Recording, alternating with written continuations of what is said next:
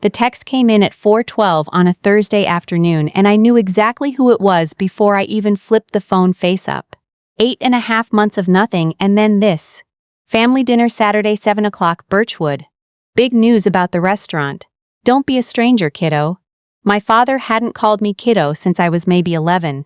He hadn't called me anything in almost a year. I sat there in my office with the city going gold outside the window, and I read it 3 times. The thing is, I already understood why. That morning, Fortune had dropped its new issue, and somewhere on page 4 something, there was a clean little headshot of me in a navy blazer, next to a paragraph about the company I built from nothing in a sublet office above a nail salon, and one number set in bold: $130 million. That was the valuation we'd just closed on. That was the number that apparently traveled faster than any birthday I'd ever had. They didn't miss me. Let me be very clear about that, because for a long time I would have lied to myself about it. They didn't suddenly remember they had a second kid. They saw the number. And the daughter who used to cry in parking lots over their silence sat very still in a leather chair on the 19th floor and felt nothing warm at all. Just a cold, clear, almost peaceful certainty. The kind you get right before you sign something important. They thought they were inviting their quiet, broke, disappointing daughter to dinner. They had no idea they were inviting the only person in the state who could already see the bottom of their books. Before I tell you how that dinner went, and trust me, you'll want to stay for it, go ahead and drop a comment and let me know where you're watching from. I always read them. My name's Greer, and I want you to hear this whole thing. I'm 31. To understand why a text from my own father landed in my chest like a cold stone instead of a warm one, you have to go back about 2 years, to a night I've spent a lot of money in therapy trying to put down. It was the night we closed our Series A, $11 million. In my world, that's not monopoly money. That's somebody handing you the keys and saying, prove us right. I'd spent 14 months living on gas station coffee and 4 hours of sleep, pitching rooms full of guys in quarter zips who looked at me the way you'd look at a kid who wandered into the wrong meeting. And I did it. I closed it. And I wanted my family there. That's the embarrassing part. I had investors who'd have flown in. I had a team that adored me. But I wanted my mother and my father at a table, looking at me, saying the words I'd been waiting my whole life to hear. I booked the private room at Maison Rouge, the kind of place my parents pretended they belonged to, white tablecloths, a sommelier, the works. I ordered the cold seafood tower my mother always made a show of loving. I ordered the bone-in ribeye my father bragged about to strangers. I wore a green dress I'd agonized over for an hour because I wanted to look like I'd arrived. 7 o'clock, the room was empty. I told the waiter they were stuck in traffic. 7:30, I texted my mom, "Hey, you guys close? I'm here." Nothing. I looked at the 5 empty chairs around that beautiful table, and I swear they looked like a mouth, gaping open, getting ready to laugh at me. 7:45, my brother Grant texted, "Can't swing it tonight. Sis, kid stuff. Rain check." I knew for a fact it wasn't his weekend with his son. He was lying and didn't even bother to do it well. I wrote back, "No worries, next time," because that's what I made it easy for them. Then my mother finally answered, "Oh sweetheart, I've got the worst migraine, can't even lift my head. Take pictures of everything." So of course I did the thing you should never do. I opened Instagram, and there, posted 9 minutes earlier, was my little sister Sienna's story. Strobe lights, a DJ, a step and repeat banner with her name on it, and in the corner of the frame, holding a champagne coupe and laughing with her whole face, was my mother, the woman who couldn't lift her head off the pillow. They were all at Sienna's brand launch. Sienna 24, no job, no plan, but a launch party for a lifestyle account with 8,000 followers. My father didn't even text me an excuse. He just didn't come. I sat in that gorgeous room for 1 more hour. The waiter came back, kind and clearly uncomfortable, and asked if I'd like to order. I looked at the melting seafood tower and the 5 empty chairs, and I said no, just the check. $412 for food no one touched. I walked out into a cold drizzle and stood on the sidewalk and let it wreck my hair and my dress, and I cried without making any sound at all, the way you learn to cry when you grew up understanding that no one was coming to comfort you anyway. That wasn't the first time. It was just the time that broke something I never bothered to fix. The pattern was old. When I was 12, I won the state debate championship, drove 3 hours each way with a teammate's mom because mine wouldn't take me.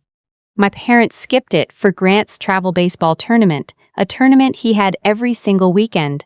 I stood on a stage in a borrowed blazer and watched the announcer scan the crowd for my family, and I watched him realize there was no one, and I watched the pity land on his face, and I smiled so hard my cheeks ached, and I put that trophy in my backpack and never showed it to them.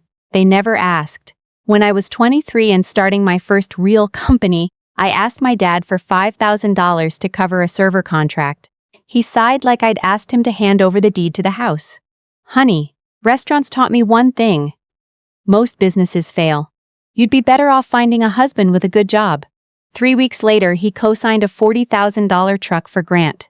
Grant rolled it into a ditch outside a bar within the month, and my father laughed and said, "Boys will be boys." They didn't hate me. I want you to understand that, because hate would have been easier. Hate at least means you matter enough to stir something up. No, I was just the furniture. The one who didn't act up, didn't need bailing out, didn't run up debts. I was reliable, which in my family meant invisible. They poured everything into the 2 kids who kept setting fires, and they punished me, quietly, endlessly, for not needing them. So when that text landed on a Thursday, 8.5 months into a silence I hadn't broken either, I didn't feel hope flicker. I felt the rain on that green dress. I felt the empty chairs at Maison Rouge, and I understood with total clarity that they weren't reaching out because they missed me. They were reaching out because the thing they'd mocked was suddenly worth $130 million, and they were hungry. And they'd decided I was the meal. I stood in my closet that Saturday and I almost made a mistake. I reached for a charcoal suit that cost more than my dad's monthly mortgage, and a pair of heels that would have announced exactly how far I'd come. I wanted to walk into Birchwood looking like the wealth they'd never believed I'd have. Then I stopped, because I knew them better than that. If I came in looking like money, they'd close ranks. They'd get careful. They'd see a threat. But if I came in looking like the same tired, broke, easily guilted daughter they remembered, they'd feel safe. And people who feel safe get sloppy. People who feel superior tell you exactly who they are, so I put the suit back. I pulled on plain black slacks and a gray cardigan with a pill on the elbow and flat shoes that had seen better years. I scraped my hair into a knot and skipped makeup. I looked tired and ordinary and small. I looked like the Greer they could ignore. Perfect, I told the mirror. I have a nice car now, a quiet black electric thing that costs more than I'll admit. But I also still have my old Civic, the one with 140,000 miles and a dent in the rear quarter from a runaway cart at the Kroger. I keep it for hauling and for days I don't want to be seen. I grabbed the Civic's keys. The engine turned over with a cough and the AC rattled and the whole cabin smelled like old coffee and rubber, and that smell was the exact smell of who I used to be. Birchwood Country Club is 40 minutes out past the new developments. The guard at the gate leaned out of his booth and looked at my dented Honda like I'd taken a wrong turn off the highway. "Deliveries are around back," he said. "I'm here for the Callaway dinner," I told him, flat. Greer Callaway. He checked his clipboard, frowned at the car again, and waved me through, bored. He didn't respect me one bit, and that was exactly the plan. I parked the Civic in the front row, right between my father's spotless Range Rover and my brother's leased Escalade, a company vehicle. I happened to know that the failing company couldn't afford. My dirty little car looked like a coffee stain on a wedding dress, and I loved it. I checked my phone before I went in. One text. From my CFO, Priya. "Everything's filed and stamped. I'm 10 minutes out. Say the word and I'm in the room." I wrote back, "Give me 30. Then I tucked the phone away, set my face to neutral. No nerves, no anticipation, just a blank page, and walked up the stone steps. The private room at Birchwood is all dark paneling and a chandelier like a frozen explosion. This time there were no empty chairs. There was a long table set for 6, and everyone was there.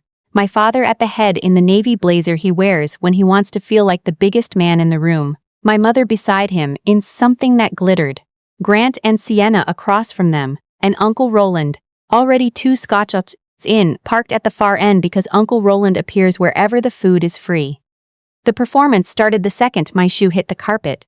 "There she is!" my mother cried, in a pitch she saves for an audience. She shot up so fast her chair barked against the floor and she crossed the room and folded me into a hug that lasted about 3 seconds too long, all hairspray and expensive perfume, a hug aimed at the room, and not at me.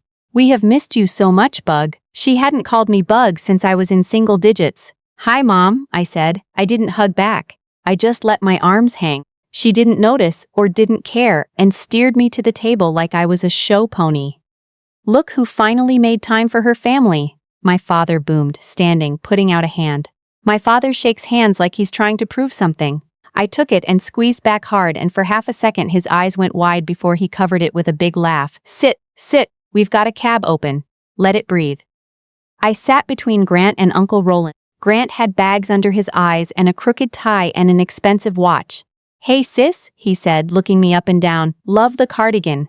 Goodwill having a sale? Grant, my mother scolded, smiling the whole time. Your sister's being frugal. That's how the smart ones stay rich, isn't that right, honey? Something like that, I said, and shook out my napkin. They poured the wine and my father lifted his glass. To family, he said, all velvet. And to good news. To family, they echoed. I raised mine an inch and didn't drink. I watched them drink. They drank like people who needed it. Sienna didn't look up from her phone. So I saw the fortune thing, she said, thumbs moving. 130 mil, that's so randoms. It's a valuation, I said quietly. It's not money in the bank. It means investors think the company's worth that on paper. Still, my father said, waving it off like a fly. Very impressive. Our quiet little Greer running some tech empire.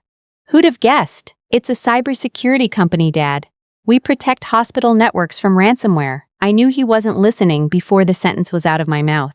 Computer stuff, he agreed. Smart girl. Always knew she had it in her. Uncle Roland slurped his scotch. Told you, Hank. Told you years ago. That one's got the Callaway grit. Uncle Roland hasn't held a job since the Clinton administration. He lives off a trust my grandfather set up. But tonight, suddenly my success was a Callaway family trait. Me, the only one at the table who'd ever built anything that wasn't handed to them. We are just so proud, my mother said, reaching over to pat my hand. Her hand was cold. I told the whole bridge group, my Greers in Fortune magazine.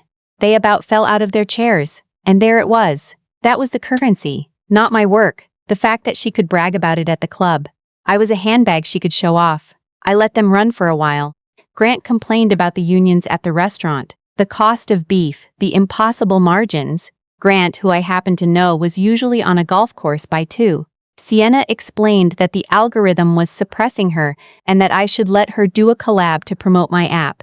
And I told her my clients were hospital, IT directors. And I wasn't sure they were in her demographic, and she rolled her eyes and said I was so literal. My mother was distraught about a marble backsplash at the lake house that had come in the wrong shade of cream.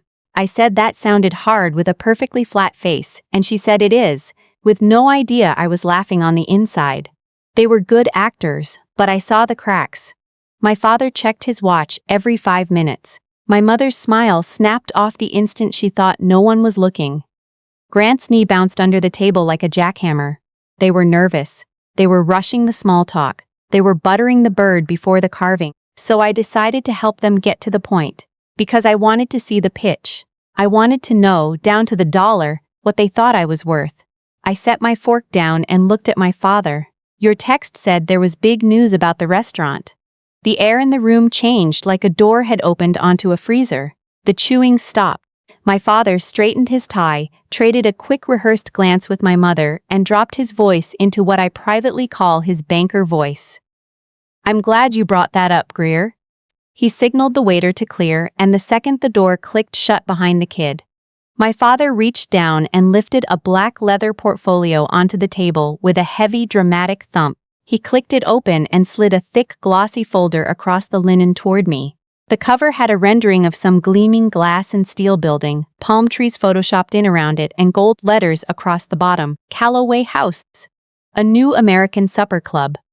Open it, he said. Inside were architectural renderings, pie charts, and paragraphs stuffed with words like elevated, immersive, destination dining. My father folded his hands. The Chope House has been the heart of this family for 38 years. Your grandfather opened the first one. I built it into 3. But the market's changed, Greer. People don't want a steakhouse anymore. They want an experience. He tapped the glass palace with a thick finger. We tear down the downtown flagship, the original, and we put up a supper club, live music, a chef's tasting room, a rooftop bar. $200 covers. It's going to be gorgeous, my mother breathed. I'm designing the rooftop garden myself. We've run the numbers. Grant jumped in. The demographics are perfect. I wasn't looking at the pretty pictures. I was looking at the small numbers in the corners. This is a big build, I said evenly. Construction alone, what, 12 million? 14, my father corrected. To do it right. And you've got the financing lined up? He cleared his throat and took a sip of water.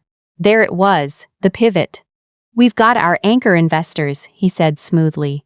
The bank's on board for the construction loan, but you know how banks are. Slow, bureaucratic. They want to see a chunk of liquid capital up front before they release the big money. A bridge, so to speak. He gave me his warm, fatherly look. To me, he looked like a man at a buffet deciding which part of the animal to start with. And we got to thinking, why hand all that interest to strangers? Keep it in the family. We want to offer you a piece of this. A piece, I said. We need a bridge loan, Grant cut in, done with the dance, to clear the old liens and break ground. How much? My father held my eyes. 1.4 million. The room went silent. They were all watching me. My mother twisted her wedding ring. Sienna finally set down the phone. 1.4 million, I repeated slow. It's a loan, my father said quickly, with interest. 6%, paid back over 2 years. Better than you'll see in a savings account. An investment in your own legacy. This is what we leave to your children someday, Bug, my mother said softly. Don't you want to be part of building that? Family takes care of family, Uncle Roland mumbled into his scotch. You're flush now. Time to give a little back to the people who raised you. I felt something sharp go through my chest, but I pushed it down flat. The people who raised me. I thought about the $5,000 and find a husband. I thought about the ramen years. I thought about 8.5 months of total silence. You said the bank's on board, I said, keeping my voice mild, turning a page in the glossy folder. Which bank? My father blinked. First Cattleman's, we've banked there 30 years, and they're comfortable with your current covers? Your occupancy? Grant shifted in his seat. It's seasonal, a little soft, that's the whole reason we're pivoting. The steakhouse model's dead. Right, I said. So you need 1.4 million to demolish the old building and start fresh. By when? End of the month, my father said, to hold the timeline. That's fast. Business moves fast, Greer, he said with a little condescension creeping in. You've got to be decisive. Oh, I'm very decisive, I said. I closed the glossy folder and laid both hands flat on top of it. I just have a few questions first. Of course, he waved a generous hand. Ask away, so I reached into my bag. I didn't pull out a checkbook. I pulled out a thin gray tablet and turned it on, and the screen lit my face blue in the low light. It's funny, I said, scrolling. I did a little reading before I drove over here. County records are public, you know. Anyone can pull them. My father's smile lost a millimeter. What do you mean? Well, I scrolled. According to the county recorder, First Cattleman's didn't approve a construction loan. What they actually filed 90 days ago was a notice of default against Callaway Hospitality Group. The silence after that wasn't the silence of waiting. It was the silence right after a fire alarm goes off before anybody runs. That's a clerical thing, my father stammered, color climbing up his neck. We're working it out. And the covers aren't seasonal, I went on, calm and cold. You've been under 40% capacity for 2 straight years. You're not pivoting because you've got a vision, Dad. You're pivoting because you're bleeding out. I looked up from the tablet straight into his eyes. You don't need a bridge to build anything. You need 1.4 million to keep First Cattleman's from padlocking the flagship next month. You're insolvent, my mother gasped. Greer Callaway, how dare you use that word at this table? It's just the word for it, Mom. The restaurant isn't a gold mine, it's a sinking boat, and you brought me here tonight to buy the lifeboats. My father's palm came down on the table and the silverware jumped. That is enough. The warmth was gone. The mask was off. Who do you think you are, coming into a family dinner playing detective? We're handing you an opportunity. You're handing me a lie, I said. You ignored me for 8 months, you skipped my whole life, but the second a dollar sign showed up next to my name in a magazine, you remembered you had a daughter. We raised you, he barked on his feet now. Roof over your head, food on your plate. You owe us. I don't owe you a dime, I said, and I stood up. My knees were shaking a little, but my voice was steel. I'm not letting you drown, you went under a long time ago. I'm just declining to jump in after you. Then get out, he spat, and dropped back into his chair, unable to look at me. You're no daughter of mine. Walk out that door and don't come back. You're dead to us. I've been dead to you for years, Dad, I said. I just finally noticed. Then I reached up and touched my ear. Priya, I said. Come on in. The heavy doors opened. My CFO walked in like she was made of cold marble, sharp gray suit, a thick stack of documents under her arm, and crossed to stand beside me without so much as glancing at my family. She set the papers in front of me. All executed and ready, Greer, she said. What is this? My father whispered, staring at the stack like it might detonate. You wanted to talk business, I said. So let's. Real business, not a fantasy supper club. I opened the file. It wasn't glossy, it was black and white, line after line of figures, tax liens, court filings, the autopsy of the Callaway Empire. You haven't paid property taxes on the downtown lot in 16 months, I said, sliding the first page across so it stopped beside Grant's plate. The county's already attached a lien to the land. You can run operations all you want, Grant, but it doesn't matter if you don't own the dirt. Grant looked at the paper like it might bite him. He didn't touch it. Cash is just tight, my father muttered. Temporary dip. Is it temporary when you take a second mortgage from a hard money lender out of Dallas at 19%? I pulled the next page. You stripped the equity out of the land 3 years ago. And what did you spend it on? Let's see. Executive bonuses and fleet upgrades. I looked at the Escalade key fob sitting next to Grant's water glass. I looked at the tennis bracelet on my mother's wrist. You pulled the equity out of a dying company to buy cars and jewelry. And now the balloon payment's due and there's nothing behind it. We deserve nice things, my mother cried. Your father works himself to the bone. I expect you to pay your debts, I said. Isn't that what you taught me? When I needed braces at 12, you made me babysit to cover half. To build character, you said. She flinched and looked away. I kept going and it felt like surgery, the Yelp reviews. Gristle, lukewarm food, a roach in the bar, the 2 health department citations. The HVAC from the 80s, the roof that leaked into the dry storage, the foundation cracking in the east dining room. If a county inspector walked through tomorrow, I said, they'd shut your doors before lunch. My father was shrinking in his chair. The big man, the loud man, looked old and gray. You lied to me, I said. You poured me wine and showed me a building that's never going to exist, and you asked me for $1.4 million that wouldn't build a single wall. It'd just feed the sharks in Dallas for another 6 months so you could keep pretending you're rich. Then help us, my mother begged, switching from rage to tears in a single breath, reaching for my hand. I pulled it back. Greer, please.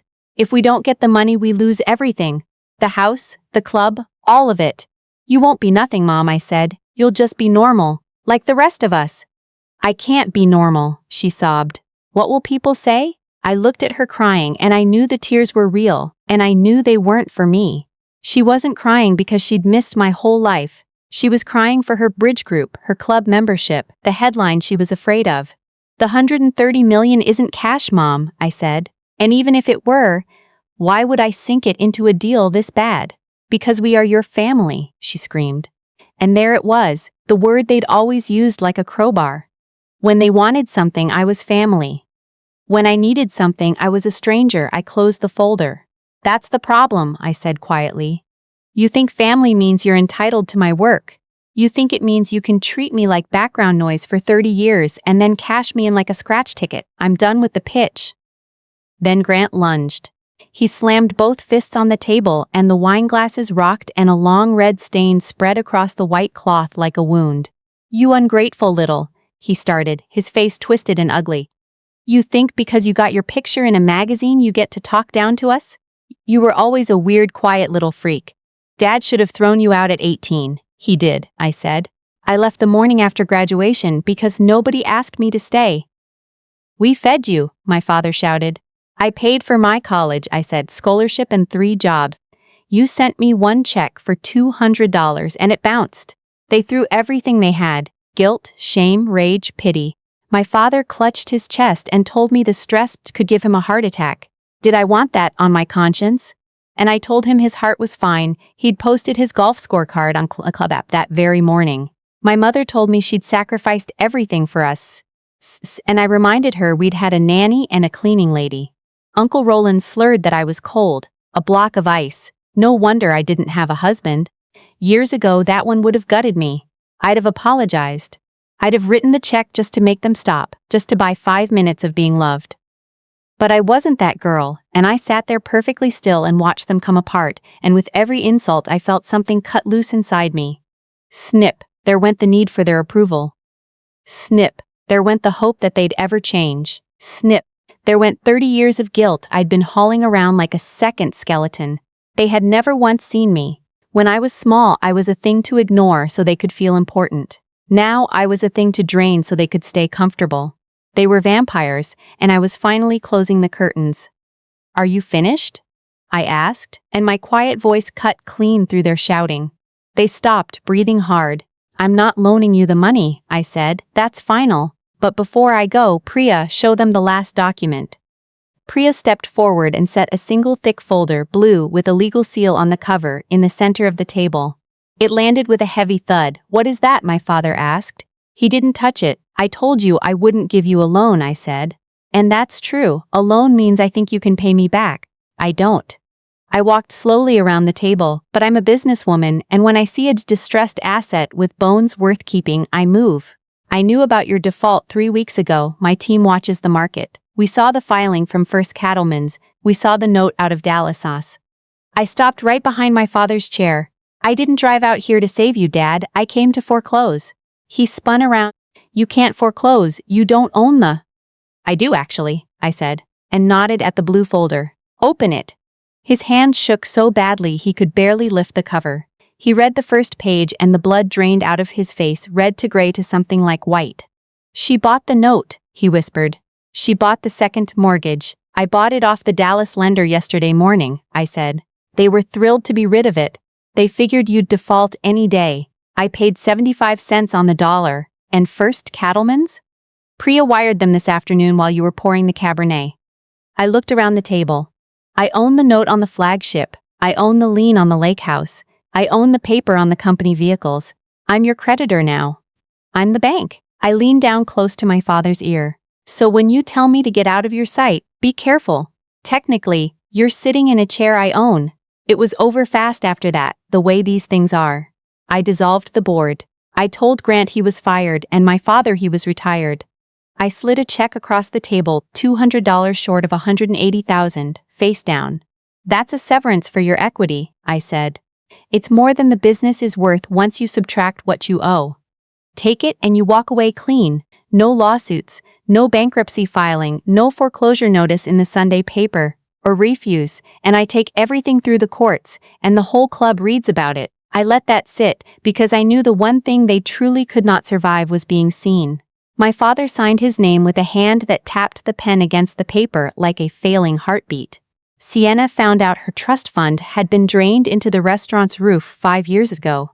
Grant found out the Escalade was a company vehicle, and Priya held out her hand for the keys right there at the table. I gave them 30 days to vacate the lake house, which was collateral and which now answered to me.